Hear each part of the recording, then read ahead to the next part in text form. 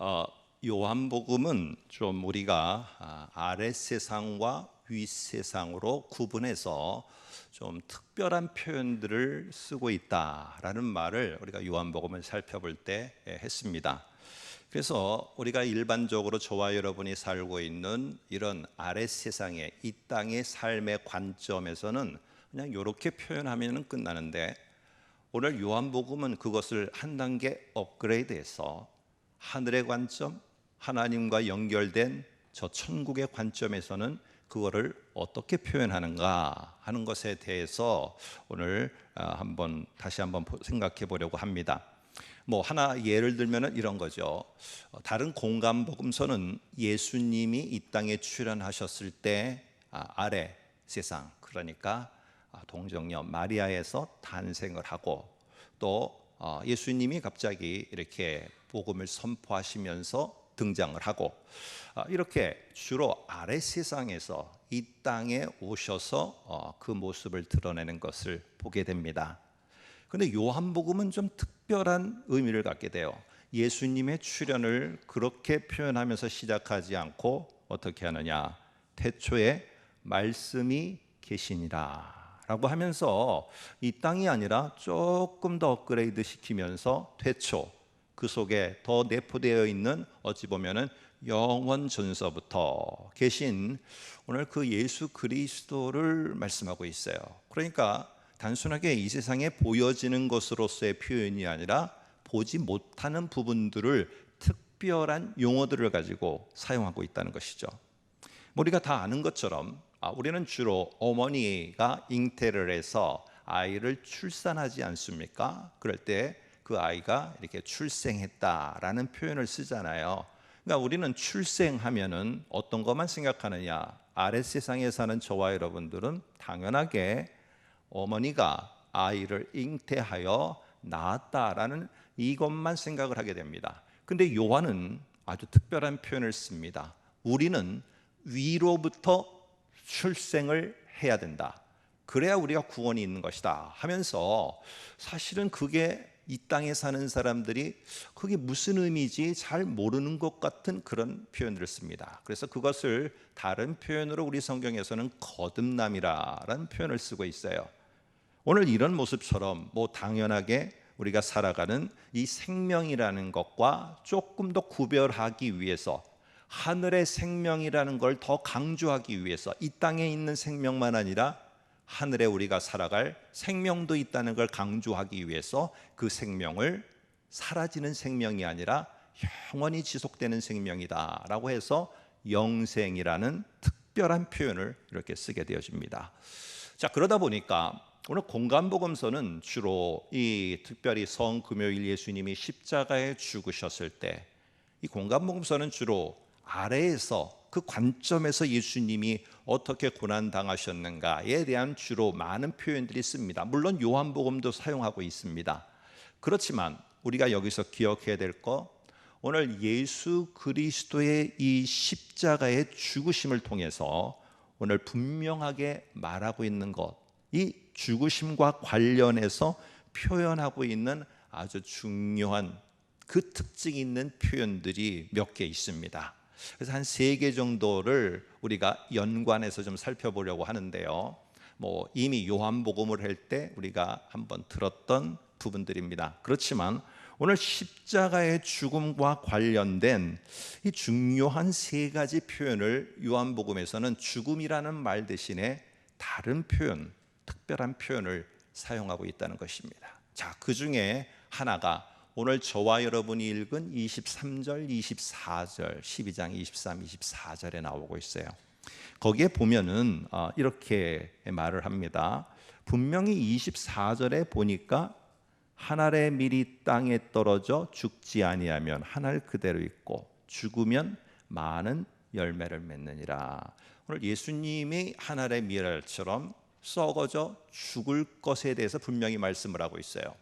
그런데 오늘 예수님은 뭐라고 말씀하시느냐? 23절에서 분명히 자기가 한 알의 밀알처럼 썩어져 죽어야 된다는 것을 24절에 말하는데, 여기 보니까 23절에는 죽음이라는 말을 쓰지 않아요. 오히려 다른 말을 쓰는데 뭐라고 사느냐 하면은 예수께서 대답하여 이르시되 인자가 영광을 얻을 때가 왔도다 하며 죽는다는 게 막 우리는 고난주간을 생각하게 되면은 어떻게 하느냐면은 이것이 눈물 나고 그리고 십자가에 죽은 금요일 날은 우리가 대성통곡하는 사실 저 이렇게 어릴 때 청소년기 때 그래서 막 같이 우리가 그냥 울면서 이 금요 기도회를 했던 생각이 지금도 납니다.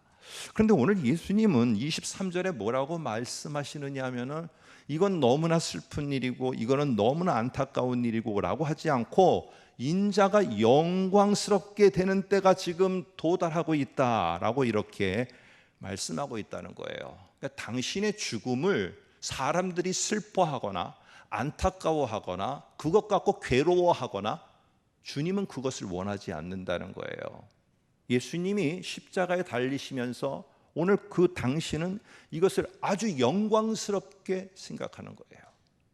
그래서 우리는 예수님이 십자가의 죽으심에 대해서 내가 확신 있고 오늘 이 시간 우리가 다시 금요 이날을 기억하면서 모였을 때 우리는 슬픔과 아픔이 아니라 오늘 주 예수 앞에 감사가 되어야 되는 거예요. 감사가. 오늘 이 감사가 있는 중요한 시간이 저와 여러분이 이 시간에 모인 시간이에요. 오늘 12장 32절도 보면은 이렇게 말합니다. 내가 땅에서 들리면 이라고 하면은 모든 사람을 내게로 이끌겠노라 이렇게 말해요. 그러니까 이게 땅에서 들리면이라는 말은 저와 여러분이 아는 것처럼 십자가에 달려 죽으시는 것이거든요. 그런데 오늘 분명히 십자가에 달려 죽는 이 말씀을 하시는데 사실 이 들리다라는 이 표현은 십자가에 이렇게 어찌 보면은 죽는다라는 표현보다 이 단어가 가지고 있는 중요한 의미는 영광스럽게 존귀하게 들려 올려지다라는 거예요. 그러니까 많은 사람들이 쫙 보면서 너무나도 영광스럽게 그분께 영광을 돌리는 오늘 그거를 표현하는 이 단어를 쓰고 있다는 거예요. 그래서 십자가의 죽음이 그것이 영광을 표현하는 이 단어를 사용하고 있다는 거예요. 우리는 먼저 기억해야 돼요. 이 짧은 시간에 우리 예수 그리스도께서 죽으심을 어떻게 그 당신은 여기셨는가? 영광스럽게 여겼다는 거예요. 영광스럽게. 여러분, 오늘 우리가 이 세상에 살아가면서 고대에 보면은 그런 사람들이 있잖아요. 내가 누군가를 위해서 그 인간도 사실은 죽는다는 게 영광스럽게 여기는데 하나님의 아들이신 예수 그리스도가 우리에게 구원을 주시고 하늘의 생명을 주시기 위해서 당신이 죽으셨는데 많은 사람들이 통곡하며 모이기 그런 걸 원하시는 것은 아니라는 거예요. 오늘 그 십자가의 죽음 앞에 영광스럽게 가신 그곳 앞에 우리는 감사가 되어야 되고 오히려 더 우리는 기쁨과 그 속에 열정을 갖고 우리의 영혼을 담아서 하나님을 찬양을 해야 되는 거예요. 주님을 찬양을 해야 되는 거예요. 두 번째는요, 오늘 이 요한복음 속에서 자주 등장하는 아주 중요한 표현입니다. 이 십자가의 죽음과 관련해서 십자가의 죽음의 의미를 내포하면서 쓰여진 표현, 이게 요한복음의 아주 독특한 표현입니다. 아까는요, 죽음을 영광이라고 표현했고 이번에는 예수 그리스도의 죽으심을 뭐라고 말했느냐? 내어줌이라고 표현을 합니다. 자, 우리가 잘 아는 요한복음 3장 16절을 한번 제가 읽을 테니까 다 아시니까 들어보시겠어요? 하나님이 세상을 이처럼 사랑하사 독생자를 주셨으니 라고 이렇게 말하는데 원래 더 정확하게 번역하면 독생자를 내어주셨으니 이는 그를 믿는 자마다 멸망하지 않고 영생을 얻게 하려 하심이라 이렇게 말해요. 오늘 이 속에 예수 그리스도께서 이렇게 죽음에 자기 자신을 내어주셨다는 거예요. 내어주심. 그리고 이 내어주신 자체 속에서 이것을 자기가 막 힘들어하고 그러는 모습, 오늘 우리가 겟세마네 기도에서 봤지만은 그런 모습만 있는 것이 아니라 이 내어주심을 아주 영광스럽게 생각하고 영광스럽게 여겼다는 사실입니다. 그래서 하나님이 이 예수 그리스도로 독생자를 내어주셨을 때 오늘 독생자는 이 속에 뭐가 들어있냐? 내어주셨다라는 말 속에는 자발적으로 예수님이 내어드림 속에 순종했음을 볼 수가 있어요. 오늘 세 번째는요, 또 하나 중요한 것이 3장 17절에 보면은 이렇게 3장 16절에서는 독생자를 내어주셨다라고 하는데 3장 17절에는 이렇게 말합니다. 하나님이 그 아들을 세상에 보내신 것은, 이렇게 말해요. 그런 다음에 이유가 뭐냐면은 세상을 심판하여 하려 하심이 아니요 그로 말미암아 세상이 구원을 받게 하려 하심이라라고 말해요. 그래서 예수님이 이 세상에 보냄을 받은 것도 뭐를 내포하고 있느냐? 이미 십자가의 죽음이라는 게 전제로다가 그 속에 깔려 있다는 사실이에요. 자, 그러면 우리는 여기서 세 가지를 보게 됩니다. 오늘 예수 그리스도께서는 자기가 십자가에 죽으신 것을 아주 영광스럽게 생각했어요. 그리고 예수님께서는 이 땅에 보냄을 받아 왔는데 왜 보냄을 받아 왔느냐? 십자가에 죽기 위해서 보냄을 받아 이 땅으로 오셨다는 거예요. 그리고 예수 그리스도는 자신을 내어주셨어요. 어디에? 십자가의 죽음에 자신을 내어주셨어요. 여러분, 오늘 예수 그리스도가 이 땅에 보냄을 받아 왔고 십자가에 내어줌이 됐고 이렇게 된 것을 어떻게 여기고 계시느냐? 영광스럽게 여기고 있다는 거예요. 오늘 많은 분들은 이런 말을 합니다. 십자가 없이 영광도 없다. 이 말들을 많이 하죠. 사실은 이 말은 맞는 것 같지만은 한편으로 요한복음의 관점에서 보면은 그것은 맞지 않는 말이에요. 고난이 있어야 영광이 있다가 아니라 요한복음의 관점에서 표현은 뭐냐 하면은 고난 자체가 영광이라는 거예요. 영광. 내가 이 고난 당하는 모습을, 기독교인들이, 초대 기독교인들이 고난 속에서 살아가는 모습들을 보고 세상이 바뀌었고 세상이 하나님께 영광을 돌렸다는 것이에요. 그들의 고난의 문제가 사라져서 영광스러운 자리에 모두가 다 앉게 되는 모습을 보면서 세상이 하나님께 영광을 돌린 것이 아닌가? 어떻게 해서 영광을 돌렸다고요? 그 고난 속에서 살아가는 그들의 모습 속에 하나님의 영광을 보고 주 예수 그리스도의 영광을 보고 그들이 예수 그리스도를 믿기로 작정하고 로마가 그것을 인정하게 되는 정말로 전무후무한 그런 놀라운 일이 있게 되었다는 사실. 우리는 기억해야 돼요. 내가 예수 그리스도가 우리를 향해서 보냄을 받고 십자가에 내어주심 자체, 그 자체를 영광스럽게 생각하셨다는 거예요. 누구를 위해서? 우리라고 하지 마시고 나를 위해서. 나를 구원하시고 나에게 새 생명 주기 위해서 그가 보냄을 받아 이 땅에 많은 조롱을 받고 십자가에 내어 주시는 자체를 영광스럽게 생각했다는 것입니다. 우리는 고난 주간을 통하고 이렇게 금요일 날 우리 모두가 함께 예배하며 예수 그리스도의 죽으심 앞에 무릎 꿇고 하나님 그리고 예수 그리스도를 찬양하게 될 때 우리는 이런 표현들을 쓰게 됩니다. 우리도 고난에 동참해야 된다. 여러분, 오늘 요한복음의 메시지를 우리가 종합해 보면은 저와 여러분이 고난에 동참하는 게 무엇입니까?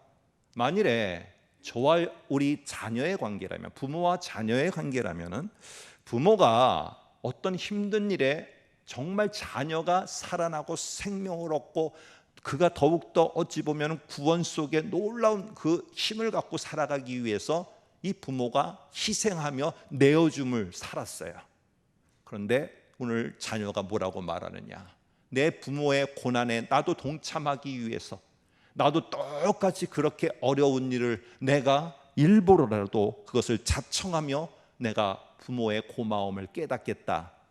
여러분, 그거 좋아할 부모가 있습니까? 여러분이 부모라면 그거 좋아하겠습니까? 아니에요. 근데 중세의 기독교인들과 중세의 수도승들은 그렇게 했다는 거예요.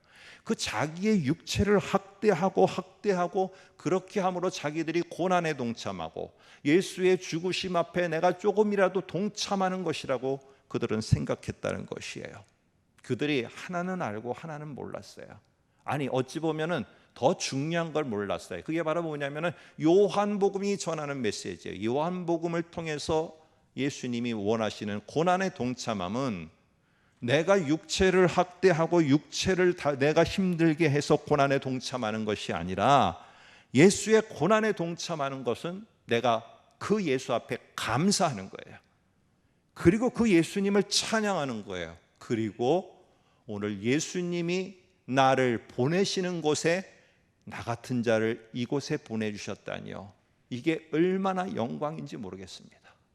정말로 영광입니다 라고 이렇게 주님 앞에 고백하는 게 그 예수의 고난에 동참하는 것이고, 내가 보냄을 받아 이 자리에서 나의 부족한 것이지만은 이것을 내가 내어드려서 조금이나마 주의 뜻과 주의 놀라운 세일 행하심에 내가 조금이나마 보탬이 될 수 있다면은 나의 이 작은 내어드림이 하나님 영광입니다.